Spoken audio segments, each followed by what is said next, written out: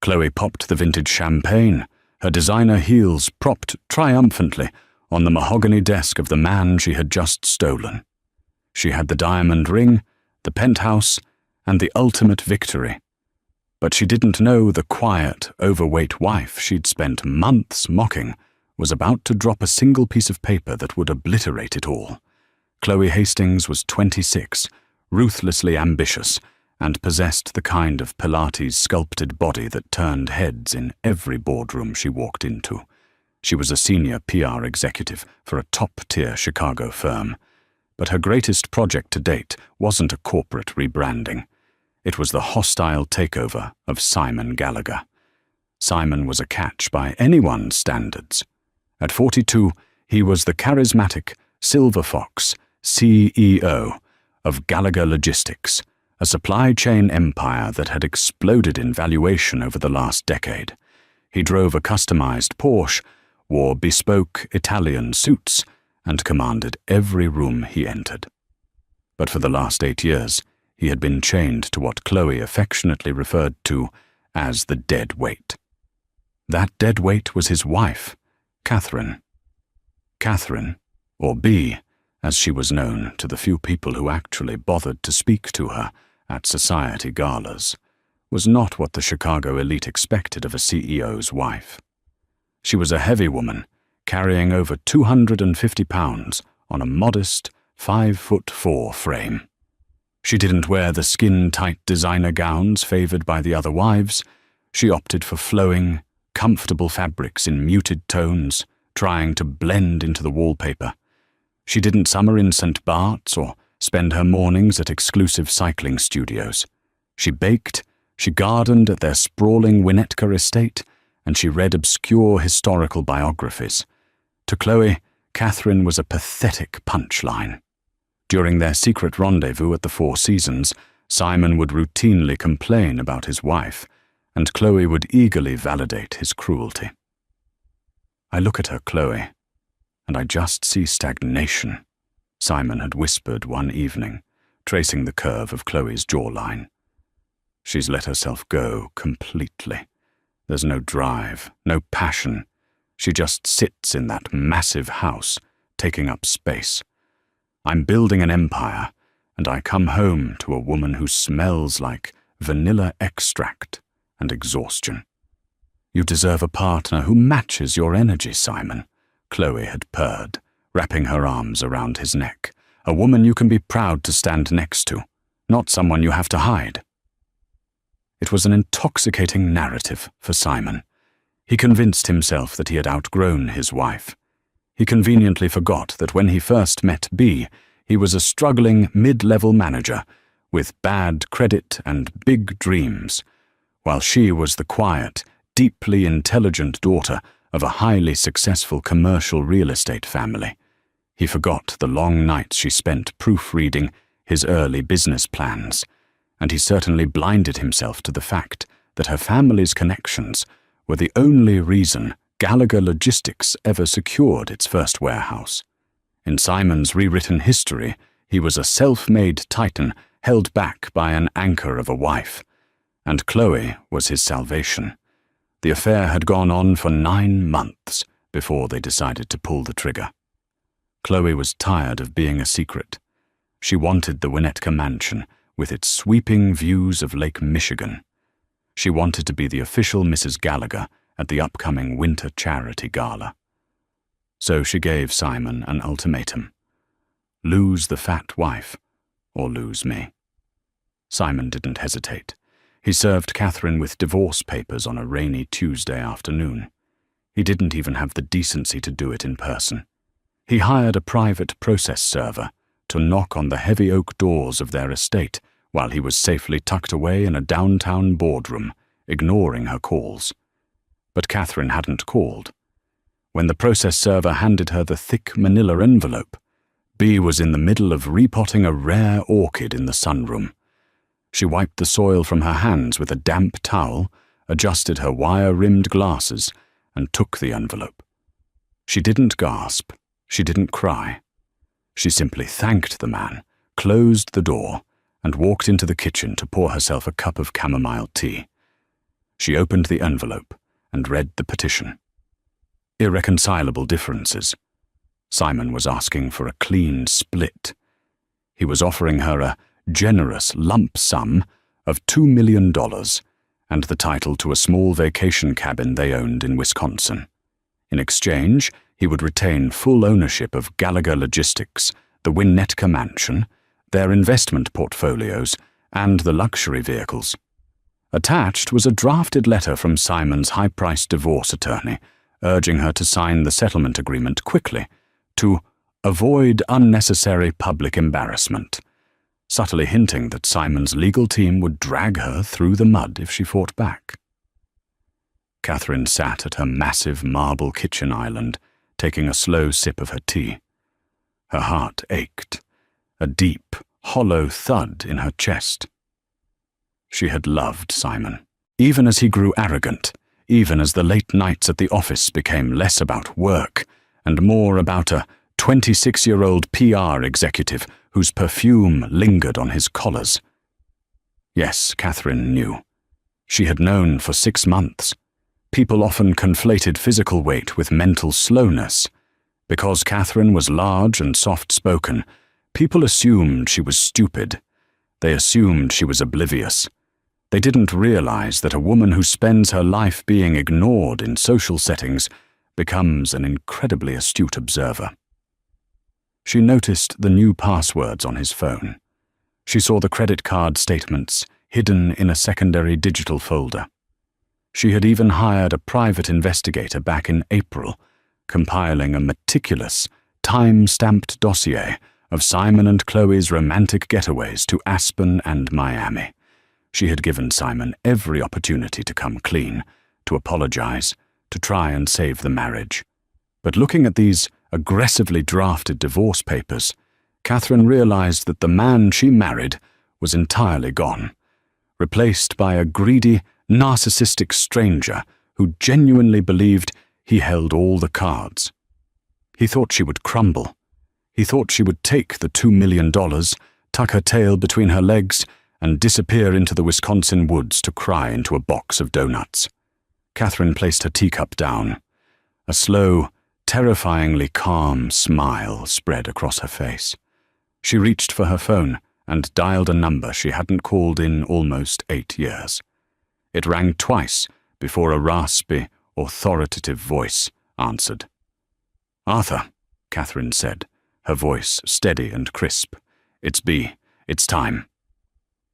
On the other end of the line, Arthur Pendleton, the ruthless 80-year-old bulldog of a lawyer who had managed the Rutledge family's vast fortune for decades, let out a dark chuckle. "I told you the boy was a snake the day you married him, Catherine," Arthur rasped. "I've had the paperwork ready since 2018. Shall I unleash hell?" "Not yet," Catherine replied, looking out the window at the sprawling, manicured lawns of the estate. "Let them celebrate. Let them think they've won. I want him as high up on his pedestal as possible before we knock it down." Over the next 3 weeks, Chloe Hastings lived in a state of euphoric bliss. Simon had officially moved out of the Winnetka Mansion, temporarily he promised, and into Chloe's upscale Gold Coast apartment. The divorce proceedings were technically underway, but Simon's lawyer informed them that Catherine had not yet filed a formal contest. She had merely requested a 30-day extension to review the settlement offer. "She's just dragging her feet," Simon scoffed one evening, pouring a glass of Macallan 18. "She's terrified of going to court. She doesn't have the stamina for a legal battle. She'll sign. She just wants to play the victim for a few more weeks." "I just want her out of our house," Chloe pouted, leaning against the kitchen counter in her silk robe. "I've already contacted a completely new interior design firm. We need to gut that place, Simon. It smells like old lady and baked goods.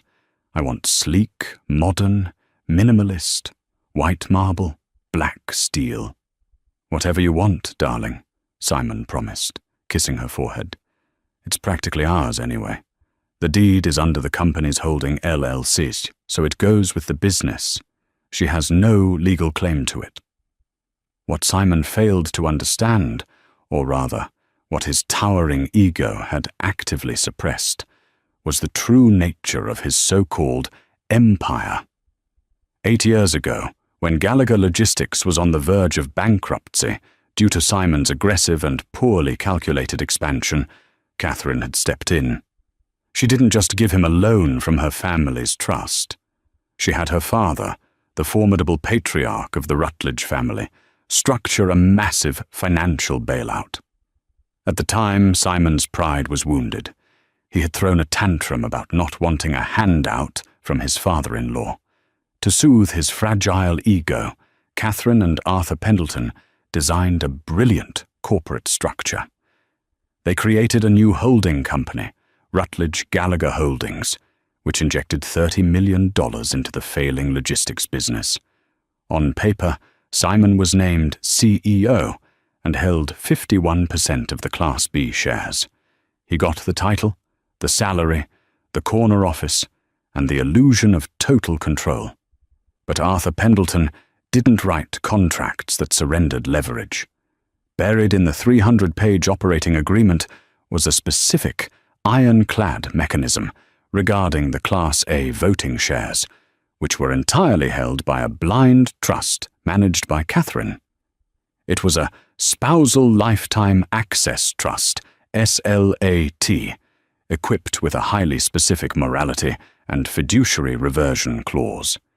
In plain English, if Simon ever filed for divorce, and if there was documented proof of infidelity, financial mismanagement, or actions that brought moral disrepute to the holding company, his 51% equity would instantly be reclassified as non-voting, null-value shares. Total ownership, including all subsidiary assets, real estate, and company funds, would automatically revert to the sole discretion of the Class A shareholder, Catherine. Simon had signed the document without reading it, too thrilled by the $30 million lifeline to care about the fine print. After all, he told himself, he was a loyal husband. Why would he ever cheat? Years passed, the millions rolled in, and Simon convinced himself he was a self-made god. He genuinely forgot the document existed. Back in Winnetka, Catherine was busy. She wasn't crying, and she certainly wasn't packing her bags. She was sitting at her dining room table with Arthur Pendleton and a team of forensic accountants. Spread out before them were blown-up photographs of Chloe and Simon, alongside massive stacks of financial ledgers.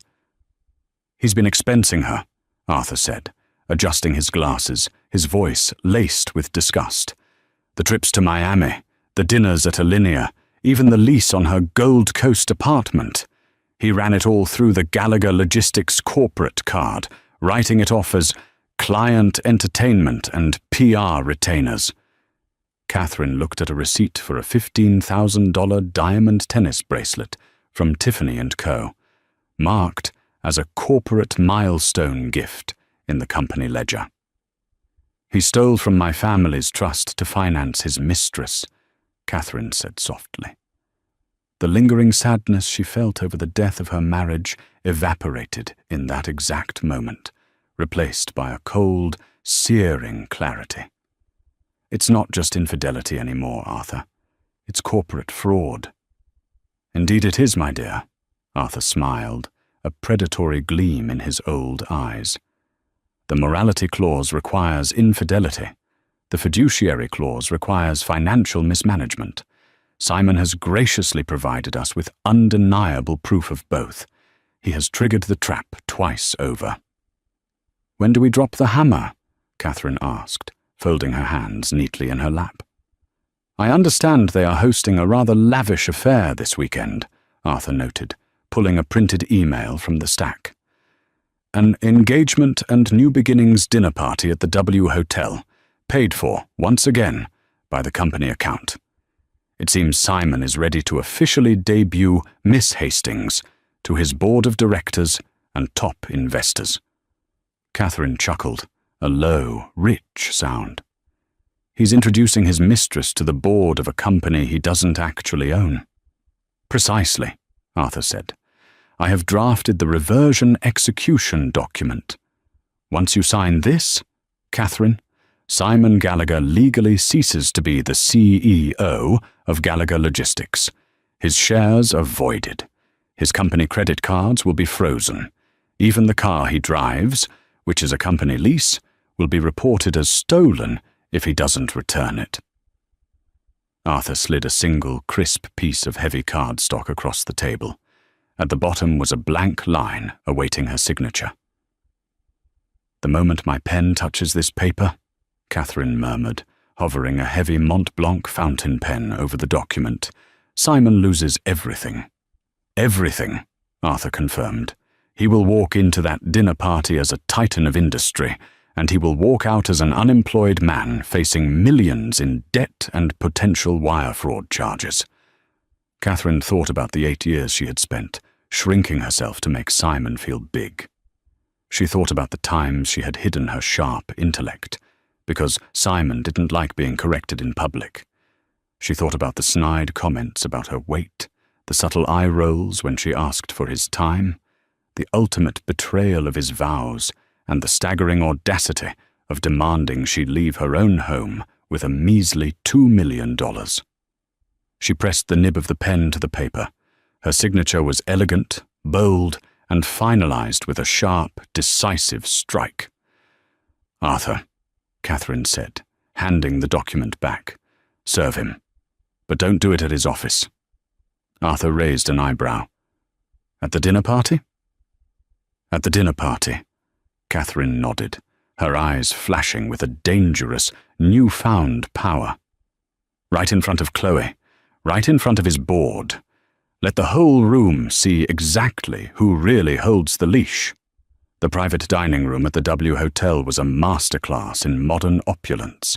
Floor-to-ceiling windows offered a glittering, panoramic view of the Chicago skyline, while hundreds of floating candles cast a warm, flattering glow over the city's corporate elite. Chloe Hastings felt like she was floating. She wore a backless, emerald-green silk gown that clung to her Pilates-toned frame, and around her wrist sparkled the $15,000 Tiffany & Comber diamond tennis bracelet Simon had gifted her the previous week. Tonight was her coronation. It was officially billed as a strategic alignment. Dinner for Gallagher Logistics' top investors and board members, but everyone in the room knew the subtext. This was Simon's way of parading his new, vibrant partner in front of the people who mattered, effectively erasing the memory of his reclusive, overweight wife before the ink on the divorce papers was even dry. Simon stood at the head of the long, mirrored table, looking every bit the titan of industry in a sharply tailored Tom Ford tuxedo. He tapped his crystal champagne flute with a silver spoon, waiting for the murmurs of the room to hush. "To growth," Simon began, his baritone voice dripping with practiced charisma. He raised his glass toward Richard Sterling, the chairman of the board, and Patricia Caldwell, the lead investor. "The last 8 years have been an incredible journey for Gallagher Logistics. We took a struggling regional carrier and turned it into a national powerhouse. But a man is only as strong as his vision, and sometimes, to reach the next level, you have to shed the weight of the past." Chloe beamed, catching his eye from across the table. She subtly lifted her champagne glass, the diamonds on her wrist catching the candlelight. "I am stepping into a new era," Simon continued, his smile widening, "both professionally and personally. And I am thrilled to have all of you, and Chloe, by my side as we conquer the next decade." Polite applause rippled through the room. Richard Sterling offered a tight, diplomatic smile, though his eyes remained calculating. Simon opened his mouth to continue his toast, but the heavy mahogany doors of the private dining room suddenly swung open with a resounding thud that silenced the room instantly. Chloe turned, expecting to see a waiter wheeling in the first course. Instead, her breath hitched in her throat. Standing in the doorway was Catherine. She was not wearing the drab, oversized cardigans Chloe had sneered at in photographs.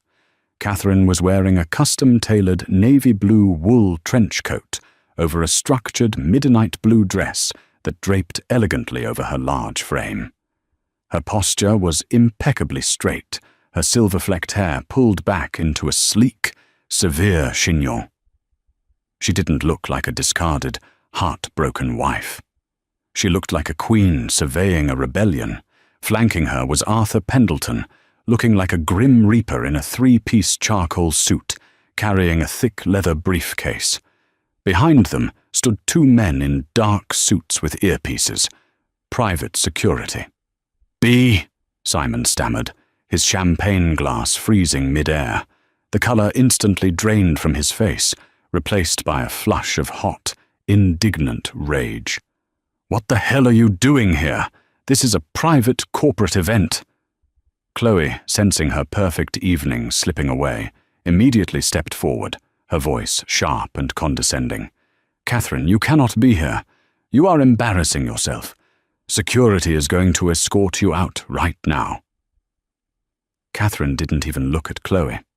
She kept her eyes locked on Simon, her expression terrifyingly serene. She walked slowly into the room, the heavy thud of her sensible heels echoing on the hardwood floor. "I am not embarrassing myself, Simon," Catherine said, her voice a calm, even alto, that carried effortlessly to the back of the room. "And this is not a private corporate event. This is a dinner paid for by the Gallagher Logistics corporate account, which makes it my business." Simon let out a harsh, patronizing laugh, looking around at the board members to gauge their reactions. "Your business? B, you've lost your mind. Go home. Call your therapist. I'll have my lawyers contact you tomorrow about the settlement." "We aren't here to discuss a settlement, Mr. Gallagher," Arthur Pendleton rasped, stepping forward. The old lawyer unclasped his leather briefcase and pulled out a stack of pristine, cream-colored folders. He began walking around the table, casually dropping a folder in front of Richard Sterling, Patricia Caldwell, and the other board members. "Arthur, what is this nonsense?" Richard asked, though he didn't push the folder away. "That, Richard," Arthur said, adjusting his glasses, "is a detailed forensic audit of the Gallagher Logistics corporate accounts over the last 9 months. Alongside it, you will find the executed morality and fiduciary reversion clauses of the Rutledge Gallagher Holding Trust." Simon's confident sneer faltered, his brow furrowed. "The what?" "The Spousal Lifetime Access Trust, Simon," Catherine explained gently, as if speaking to a slow child. "The one my father established 8 years ago, when I bailed your failing company out of bankruptcy. The one you signed without reading, because you were too desperate for the $30 million lifeline to care about the fine print."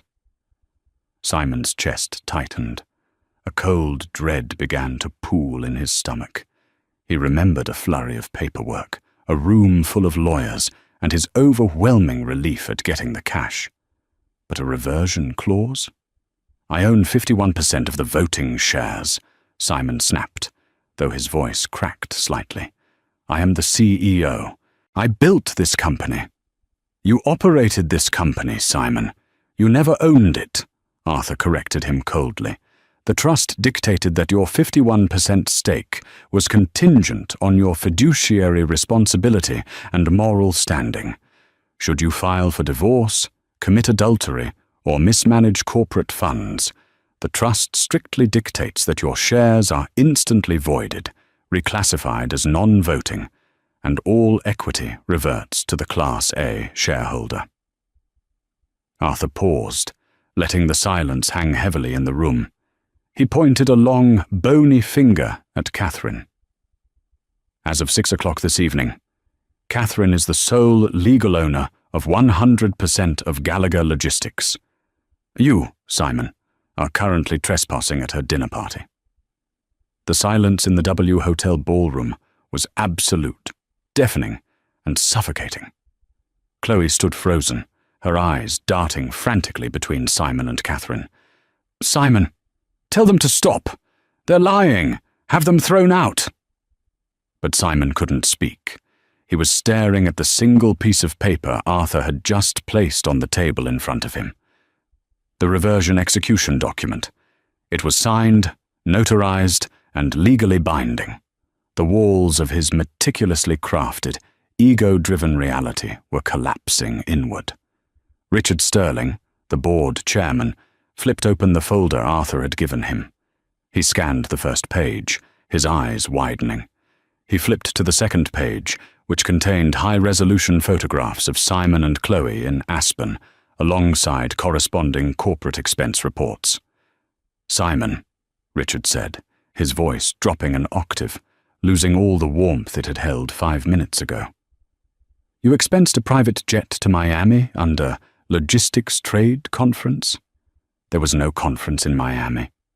"And a luxury apartment lease in the Gold Coast under Corporate Housing Retainer," Patricia Caldwell added, flipping through her own copy of the audit, her tone laced with absolute disgust. "Wait," Chloe interrupted, panic rising in her chest. "That's my apartment. Simon pays for that from his personal account." "He does not, Miss Hastings," Arthur Pendleton said, turning his icy gaze toward the young PR executive. "He has been utilizing corporate funds to finance your lifestyle, which brings me to the jewelry." Arthur pointed directly at Chloe's wrist. "That Tiffany tennis bracelet you are wearing was expensed 3 weeks ago as a client milestone gift. Under Illinois law, you are currently in possession of stolen corporate property. I suggest you take it off immediately, unless you wish to be included in the wire fraud and embezzlement charges we will be forwarding to the district attorney tomorrow morning." Chloe gasped, physically recoiling. She clawed frantically at the clasp of the diamond bracelet, her perfectly manicured nails slipping in her panic. When it finally snapped open, the bracelet fell to the plush carpet.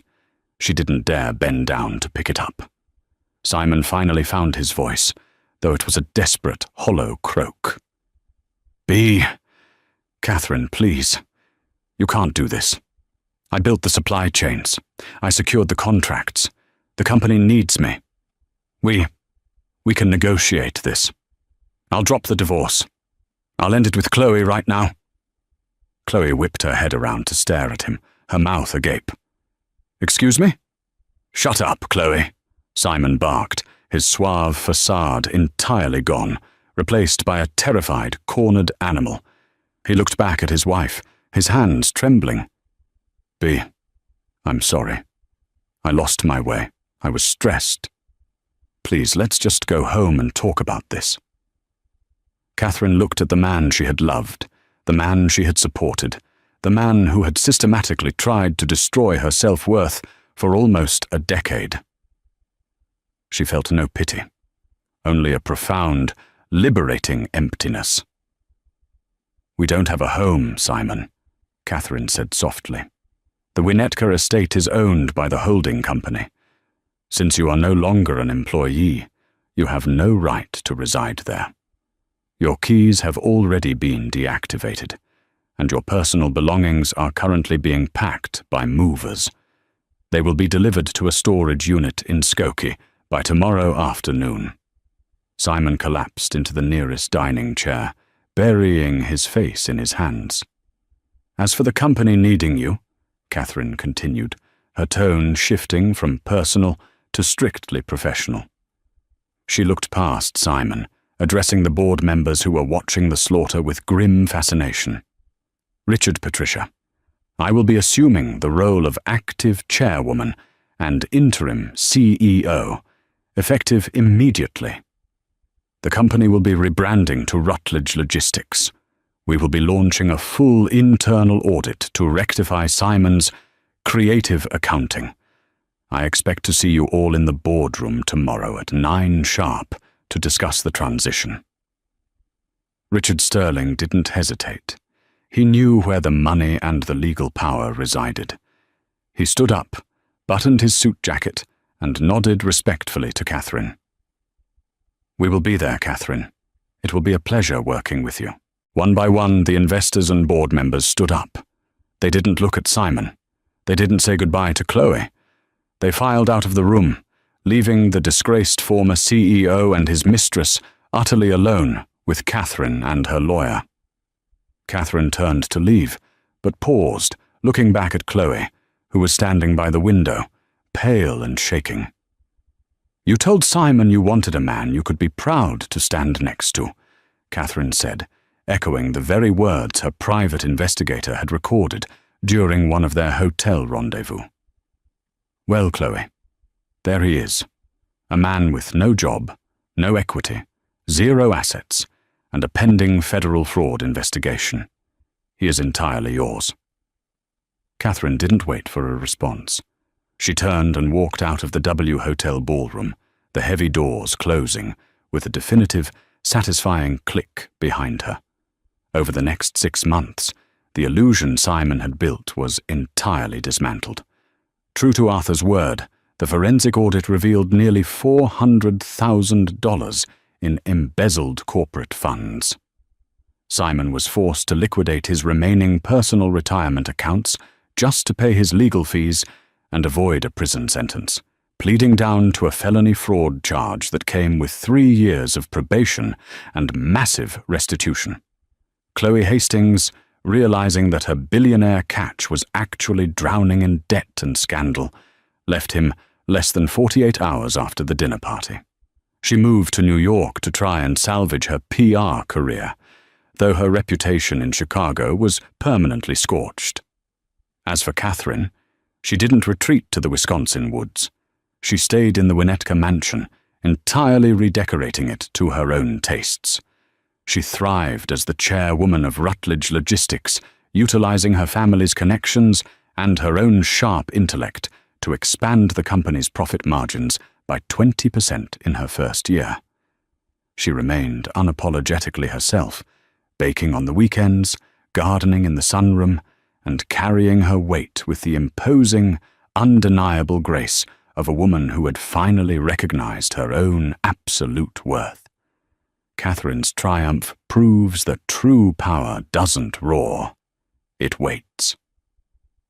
Simon and Chloe confused Catherine's quiet patience and physical appearance with weakness, a fatal miscalculation born of arrogance. While they celebrated a stolen, fraudulent victory, Catherine meticulously dismantled their illusion using intellect and legal precision. Ultimately, the story serves as a stark reminder. Never underestimate the quiet observer, and always read the fine print before you claim the throne.